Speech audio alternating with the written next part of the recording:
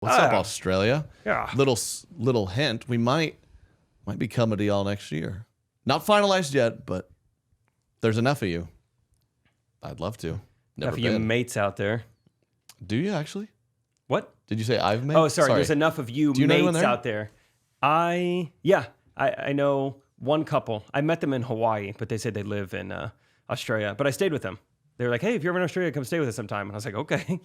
So I did. Yeah. Wow. The next week, I went Pretty there. trusting of you. Yeah. Andre was his name. Are you a make friends with people on vacation guy? What do you mean? I think there's two types of people. Okay. You go on vacation, and under no circumstances do I want to talk to another person. Well, I'm not that. Or are you make friends with people guy where maybe you're sitting near someone, you chit chat, you small talk. Oh, you look up. Wow, we've been talking for 45 minutes. Great to meet you. Maybe even you hear that they live across the world and then you stay in their home.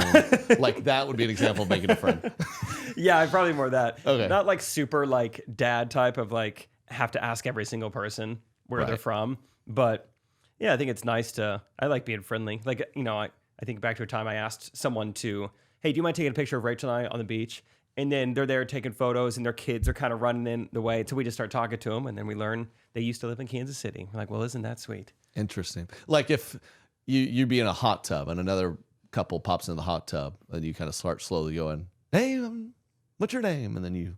Hot tub, that's a close enough proximity and like borderline intimate enough. I think you gotta strike up a convo. Gotcha. But like hibachi grill, other side of the table, no, I don't feel obligated. Understood. Because I grew up going on vacations. My mother, I mean, she'll borderline hunt people down to talk to them. So we were, I mean, like next to you never talk to people next to a plane. I guess when you fly a lot, you don't.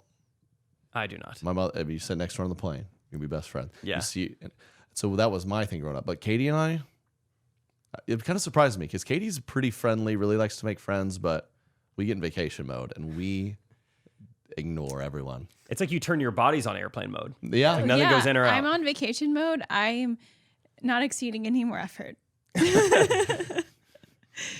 We noticed that when we were on our like baby moon trip, we like sat around this fire and like we noticed that other people were talking. And as we've mentioned before, I love to eavesdrop in conversations.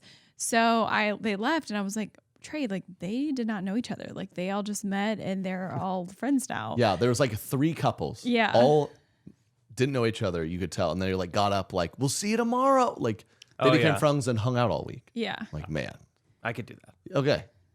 There's 2 types of people, very much so. Yeah. Derek, which are you? I've never once done that. Yeah. No. Your wife either? No. Yeah. No. Yeah. Yeah, you never. I mean, some people are like that. We sat down, and this middle-aged woman was across from us, and she struck up a combo and chatted us up, which was pleasant. I wasn't sitting there like, oh, she was very nice and If normal. someone talks to us, we do not ignore you, by the way. No, we sit next. We'll get in the hot tub, and then you go, what's your name? And we just look at them. No, we will talk to you if you talk to us. I'm just saying we do not initiate it. Trey holds up a note on his phone. It's permanently there, and it just says, "I'm voluntarily mute." Yeah. And they just know not to try and talk to him anymore. I just start acting like I'm having a seizure. Yeah. And that eliminates. They don't want to talk. Yeah, no. If you we met. I remember we said we met a recti there, and they said hi. I'm not. If you see me, come say hi. We can chat for a while. But I will not like have dinner with you. I want to make that very clear. Yeah. Okay. Then we chatted, and she was very nice, and she got up. But some people do that. Like my sister said she was on a trip, and her and her husband chatted up, met this couple, like twice their age, I think, and hit it off. And they had them over for dinner that night. Wow. Cooked them a meal. Which I would never go over to a stranger's house. It does seem like I've been watching a lot of like psychological thrillers lately. And I feel like a lot of them start off with like being a little too trusting of someone who like seems a little too good to be true. Got my guard up now. Yeah. Somewhat. I just feel like going into someone else's home that you've known for a few hours. Katie's she's very nervous. Every other day the door like rings. She's like, I'm trusting to people. I just don't want to be around them. Sometimes when I go to someone's house, like a stranger that I'm meeting, I would prefer there to be some type of murder. Oh. That'd be better than what was happening. Give you something to talk about. We did a blind double date once, and it was a total disaster. I kind of took the wind out of our sails, huh? Yeah. Yep. But would love to hang with you and Rachel anytime. When I first met Rachel, I don't know if you could tell, I ignored her. Didn't at wanna the start. yeah. Because stranger alert. Stranger alert. Airplane mode.